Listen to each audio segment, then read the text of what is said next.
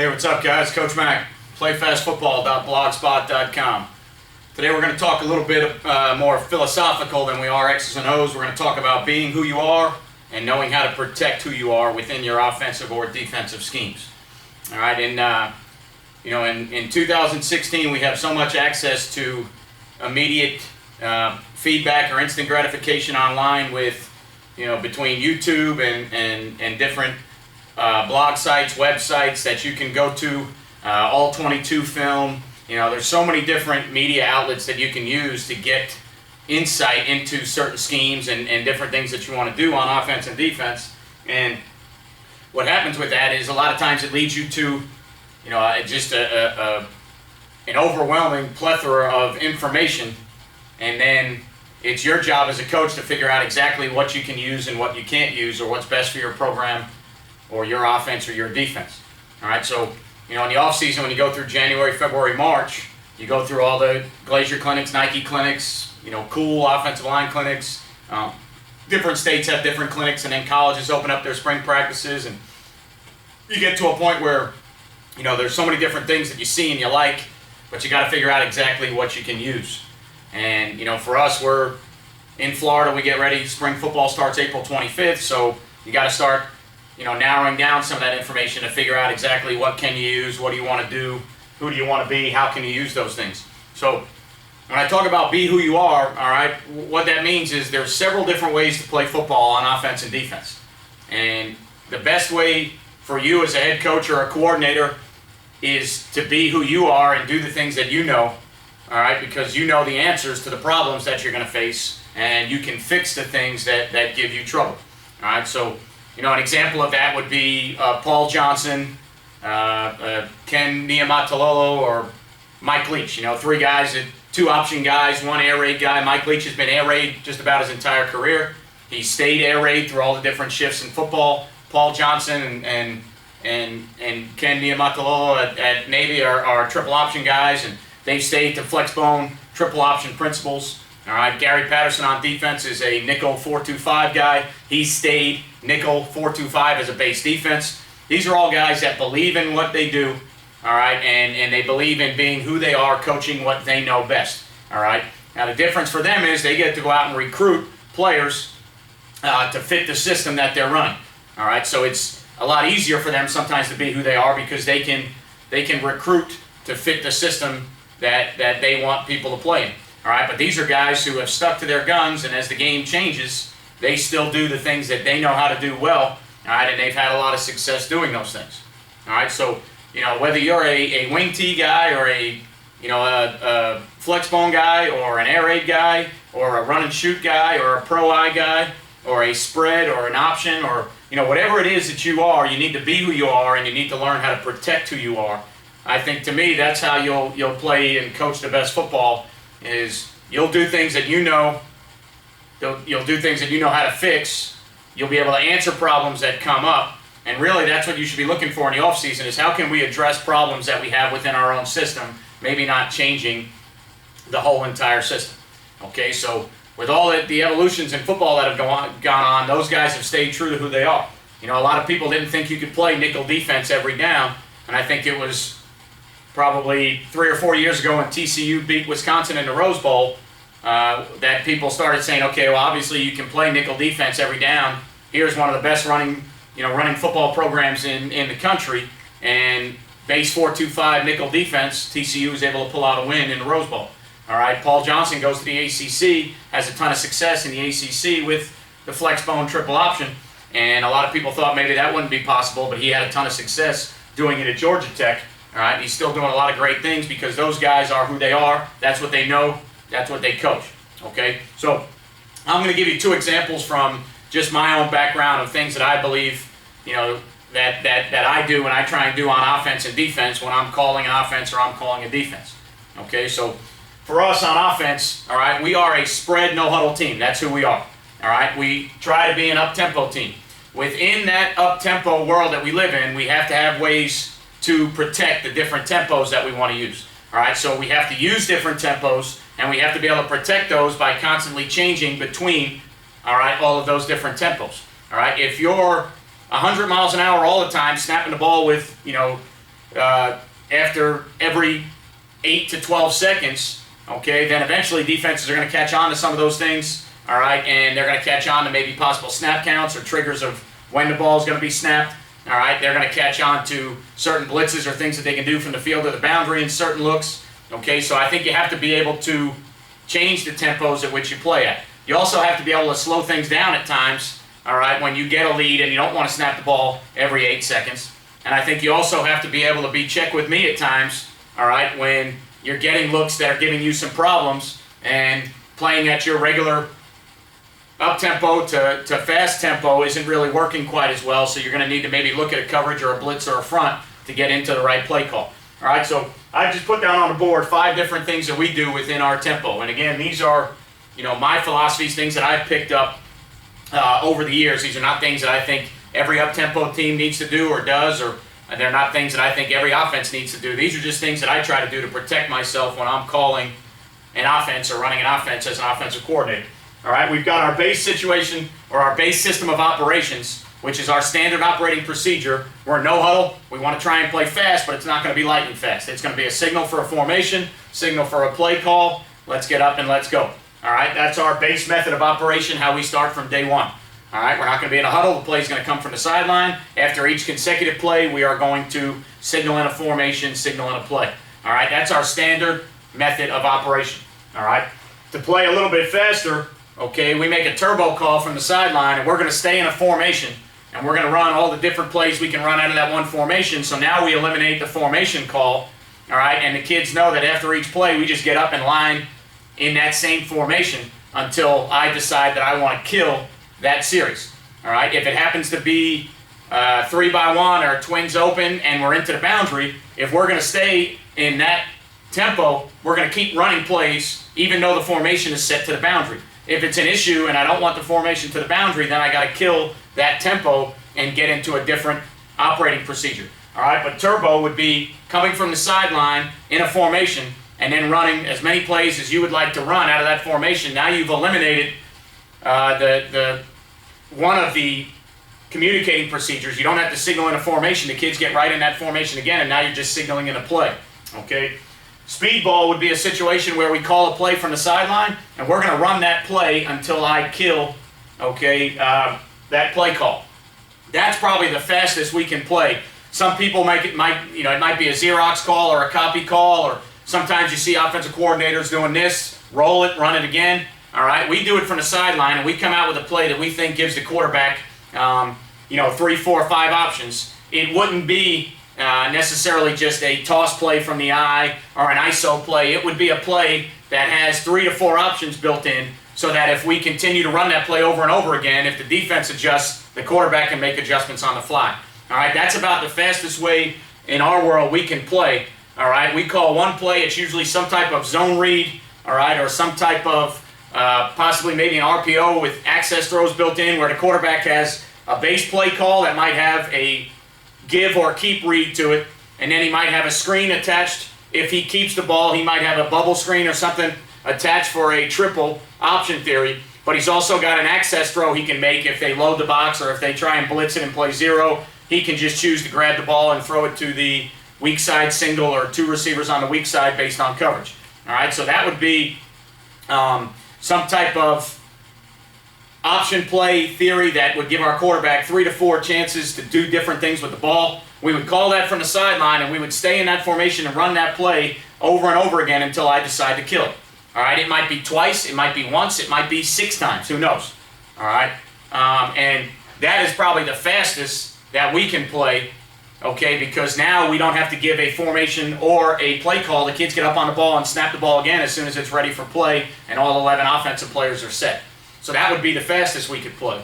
All right, we also have some sequence play calls where they're usually 3 plays chained together, all right, where they might be, the last video we shot, the last blog we did talked about sequence to attack a player. It might be a jet sweep sequence, all right. It could be any type of sequence football, but those are 3 plays chained together coming from the sideline, and we usually in a game plan, we would have those in and say, all right, guys, we're going to run the jet sequence right here. Get out on the ball in the formation and run play 1.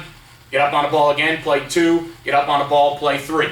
Okay, that would be for us, all right, a sequence series, all right, where we are now playing for those 3 plays. We're trying to play as fast as we can, all right, and run those 3 plays. We're either trying to set something up off of each play with the same motion, or we're trying to attack a certain player off of each play. Maybe it's a corner for them that plays corner and receiver. He plays both ways, all right, and we're trying to wear him down. Whatever it is, the sequence for us is a way that we can run 3 plays back to back to back, the kids knowing what play 1, play 2, play 3 is, all right, and then after play 3, if we're still on the field, now we've got to get back into our base mode of operation, which is our standard no huddle stuff. All right, and then we've got our freeze package. All right, which for us, the way we do things, a lot of times our snap count can be repetitive, and the other team can get a pretty good beat on our snap count.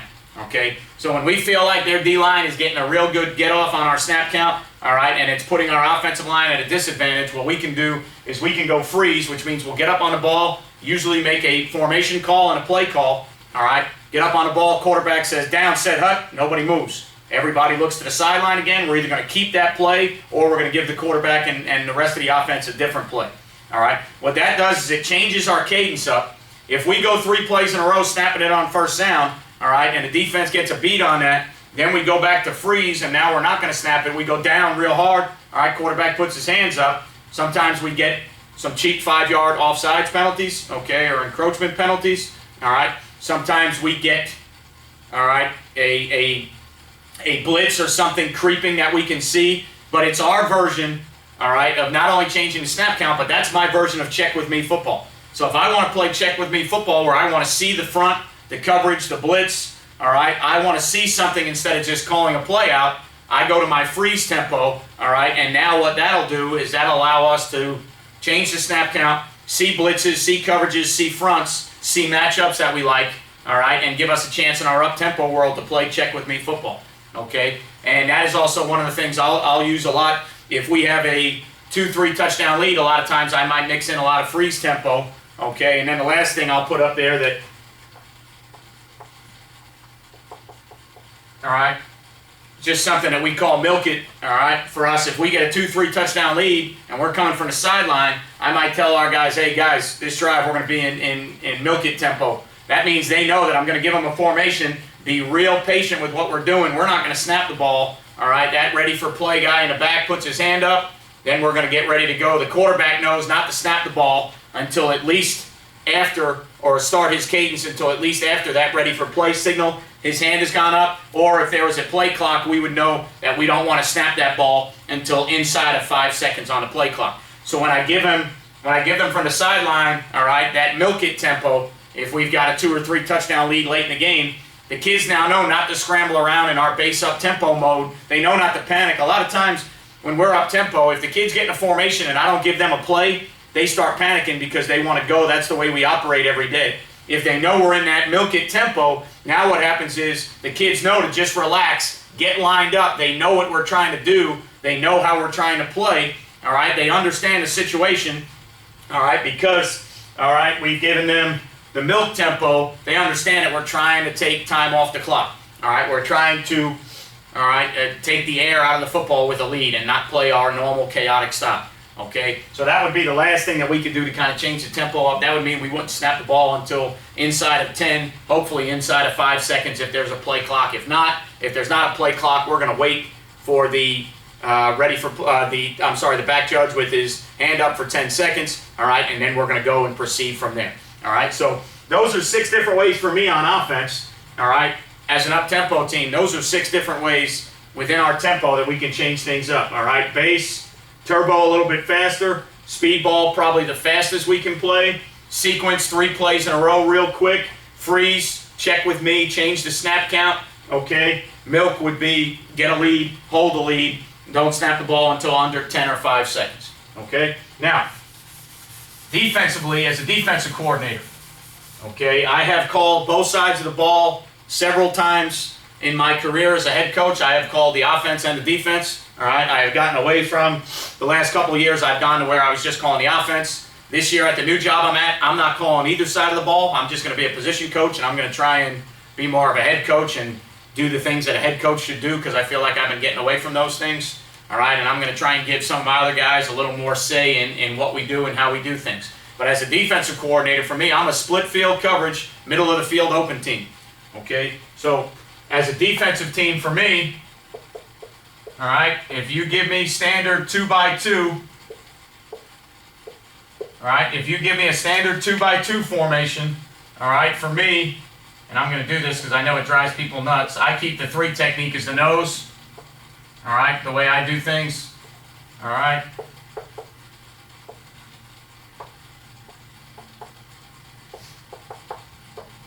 All right, so for me, all right, our back end is separate from our front end. We'd make a shut right call. If we got the back on the right, we'd put the 3 and the 5 to the side of the back. All right, but on the back end, okay, we are middle of the field open.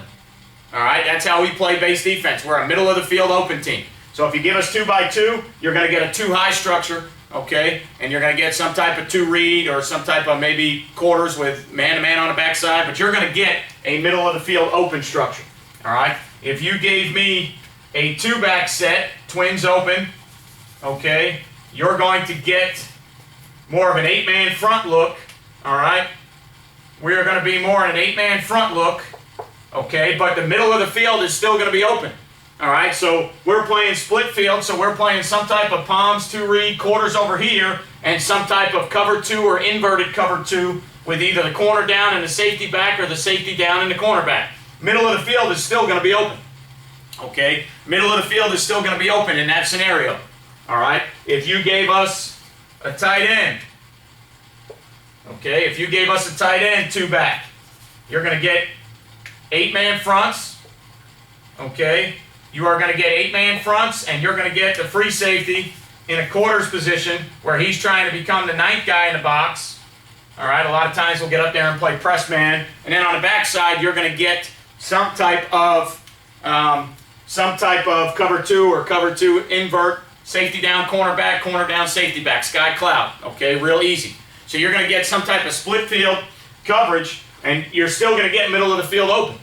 Okay, you're not going to get middle of the field closed. Now, when I talk middle of the field closed, what I mean is a post defender that is in the middle of the field. All right, a post defender that's sitting deep in the middle of the field closed.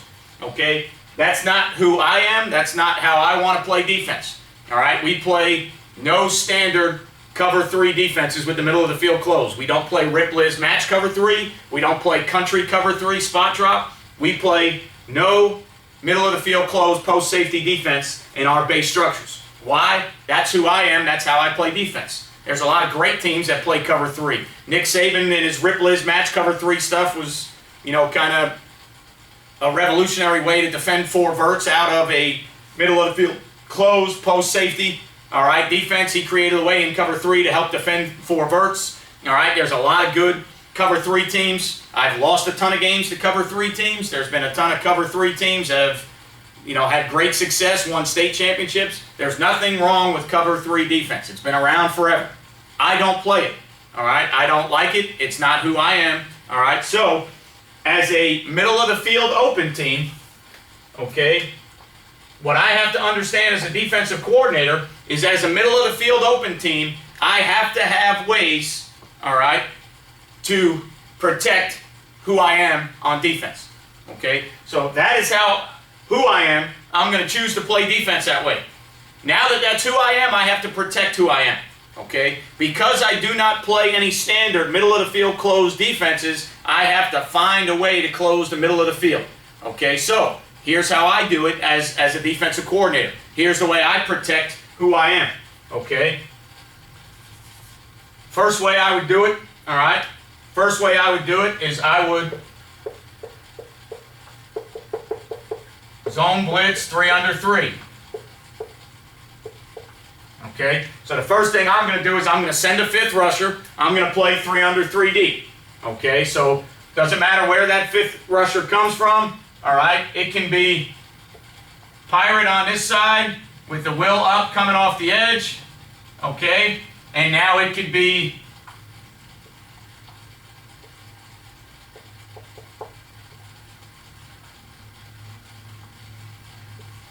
all right, now it could be out of our middle of the field open split field look. Okay, we can get into a weak side edge zone blitz, all right, where we can be Pirate, will off the edge, All right, here's your 3-drop middle hole guy. Okay, here is your 2-seam match, carry, deliver player. Here is your 2-seam match, carry, deliver player. Here is a 3rd player. Here is a 3rd player. And now, here is your post safety. All right, and now I've got middle of the field closed. Okay, so that is one of the first ways. Okay, one of the first ways that I am going to close the middle of the field is I'm going to go 3 under 3 deep zone pressure. So now when I teach that concept, I am going to teach it as a 3 under 3 deep zone pressure, match, carry, deliver, 3-drop middle hole dropper off of 3. I'm not going to teach it as a true Rip Liz match or a true spot drop cover 3. I'm going to teach it as a 3 under 3 deep zone pressure. All right. I get a 5th rusher. I close the middle of the field. I protect who I am as a defense because I've got the middle of the field closed. Okay. So that would be one of the first things I would do. Okay. If I wanted to amp the pressure up a little bit more, all right, one of the other things I could do, all right, depending on who we're playing, the matchup, what we like, all right, one of the things we could do is we could amp the pressure up a little bit more.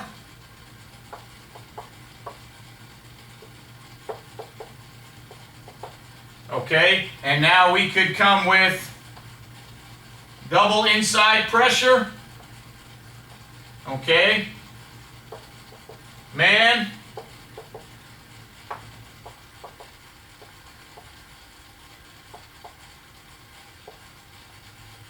Post safety. Peel the running back. Okay, so now what am I going to do? All right, I'm going to go double A gap, 0. I don't want to confuse anybody and say 0 peel or anything else. What it is, it's a man peel, 1 free concept.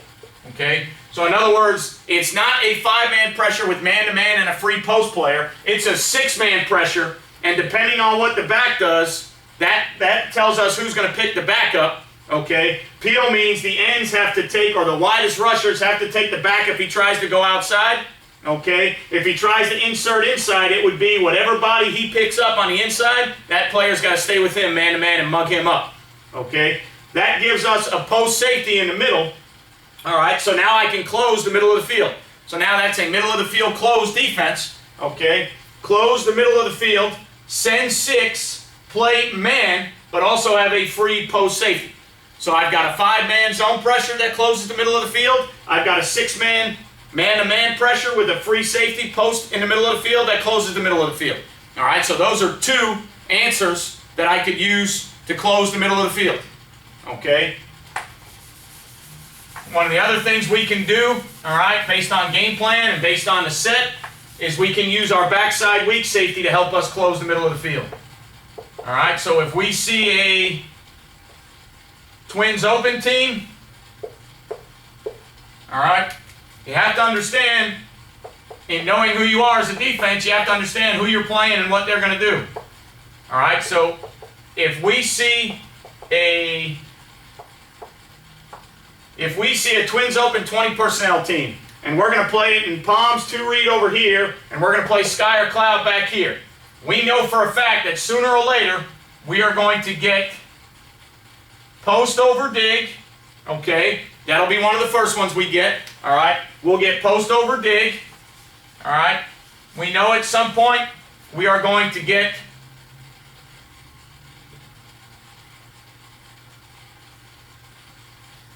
all right, post by 2, dig by 1.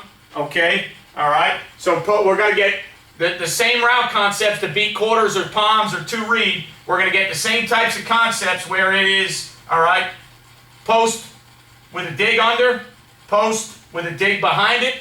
Okay, all right. Then we know we're also probably going to get at some point some type of double move.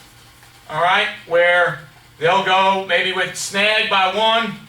All right, 2 is going to go corner post, all right, and they're going to try and work on that free safety who's playing, all right, two vertical man-to-man. So we know that we're going to get middle of the field concepts, post dig, all right, dig by one, post by two, all right, shake route or corner post or post corner. We know we're going to get all the beaters to attack the free safety in the middle of the field because we're middle of the field open. Okay, so one of the things that we'll do is we'll play base defense, okay, and we'll use our weak safety on the backside, all right, we'll use our weak safety on the backside to give us help to the middle of the field based on what the other team's trying to do, okay? In studying high school football, and we've talked about this on a different blog, I think when they want to throw the concept to the middle of the field, I think the QB looks right to the middle of the field where he's trying to throw the ball. Most of the teams that I studied, I defend, even in Florida, as good as the football is, as good as the quarterbacks are, if they're going to throw post over dig, dig post, fork over there with post and corner or whatever, if they're going to throw that, that guy looks over there. So what we can do is we can make a call to our weak safety which tells him, all right, you play an aggressive quarters technique, and if you get drop back pass, you go help where the quarterback looks. So if the quarterback wanted to throw, all right, if he wanted to go bring the free safety up on the dig and attack the corner on the post, if he's going to look that way, we're going to take this weak safety and spin him to the deep middle of the field to try and close up the middle of the field. Okay? That's another way for us that we could effectively help the middle of the field because we're a middle of the field open team. Okay? So we could go zone pressure, post safety, close it. Six-man pressure, post safety, close it. We could go with a call to our backside safety to help to the middle of the field to close it. Okay? Another thing we can do, all right, depending on down and distance, is we could play an aggressive man. All right, again, this is on an earlier blog that I did. We can make what we call 11 robber. And this is old-fashioned Nebraska robber, or the robber that Mickey Andrews used at Florida State a bunch, jet robber, when he used to make the jet robber call. This is not the Virginia Tech robber. This is not the robber coverage where you've got cheated halves by the corners and a safety playing a two vertical. That's not what this is, so don't get confused. This is our version, all right, our version of robber coverage. And what it is it's man underneath, all right, so man on one, man on two, man on one, bracket the two backs in the backfield with the Mike and the Will, okay? Take the two safeties and play quarters robber concepts with them to where they are hard run players, flat-footed at about 8 yards off the ball, all right? If there's any run at all, they're going to show up, and they're going to be over-aggressive in the run game because if it's play-action pass, all right, they are zone help players. They are not man players. So instead of this guy having to worry about two vert, he can be aggressive in the run game because two vert's going to be played man-to-man.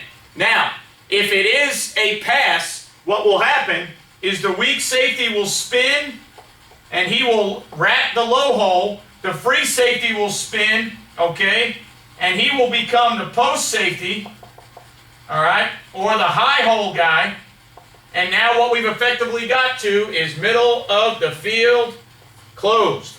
Okay? So we could make we just make a robber call because that's how we teach it to our kids, but for purposes of the blog and for people that don't get confused, 11 robber is man, all right? It's not man under two deep because that's not how we play the safeties. You could look at it that way in theory if you wanted to play those guys as half players. If it's 3rd and 18 or something like that, that's fine. We don't play it that way. It might be 3rd and 3, and this might be the way we decide to play. We're going to get up in man-to-man and take away either RPOs or quick game routes, all right? And we're going to play bracket on the two backs with two hard safeties at about 8 yards coming down and trying to get, all right, to that aggressive 8-man front, all right, with the safeties as extra fitters, all right, per se, in the run game. And they can be extra aggressive in the run game because they don't have that true robber quarters, two vertical play action threat. Because if two goes vert and the strong safety's playing a man-to-man the whole way, the strong safety has nothing to do with the run game. He's not going to look at the play action. So we have the receivers manned up so we can be aggressive in play action. All right? But what it does is, if we do it correctly and we teach it correctly and it is a passing play, it'll get us middle of the field closed. All right? It'll get us a post safety.